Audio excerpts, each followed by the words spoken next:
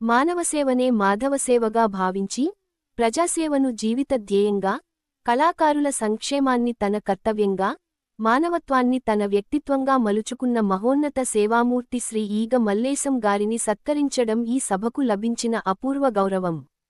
ప్రజానాయకుడిగా, కళాకారుల పెద్దన్నగా, సామాజిక సేవకుడిగా, వేలాది మంది జీవితాల్లో ఆశాకిరణంగా నిలిచిన ఆయన సేవలను స్మరించుకుంటూ ఈ స్వరాభిషేకం మహోత్సవ వేదికపై ఘన సన్మాన పత్రాన్ని వినిపించవలసిందిగా ఆహ్వానిస్తున్నాము.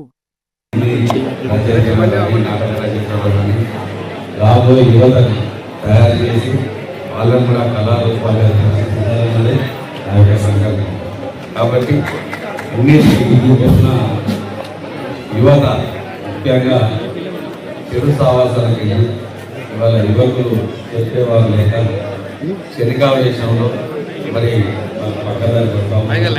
వాళ్ళని సమాయత్తం చేసి కళారూపాల ద్వారా వాళ్ళు చైతన్యవంతులు చేసి ఇవాళ మంచిగానిచ్చే నాంది పడతారనేది నా యొక్క. కాబట్టి ఇవాళ మీరు చూడాలంతా కొన్ని మా రాష్ట్ర నలుమూలలో మూడు రాష్ట్రాలు కానీ అంత నలుమూలలో ఇంత పెద్ద స్వరాభిషేకం ఈటీవీ వారు కూడా చేస్తారు. కాబట్టి దానికి మించిన స్వరాభిషేకం మనకు గర్వంగా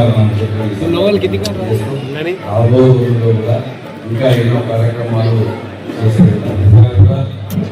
ఆత్మకూరులో కూడా ఒక సినిమా షూటింగ్ నడుస్తున్నాయి. ఆ సినిమా షూటింగ్ కూడా మన దగ్గర కూడా మా జిల్లాలో తీయాలని చెప్పి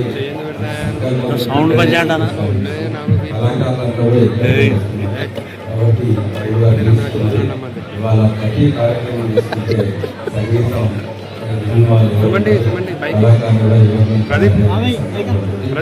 జిల్లాను మరి వేరే ప్రఖ్యాతి దేశ నలుమూలలు సాధించాలని ఈ కార్యక్రమం చేస్తున్నందుకు స్వరాభిషేక కళాకారులకు ధన్యవాదాలు.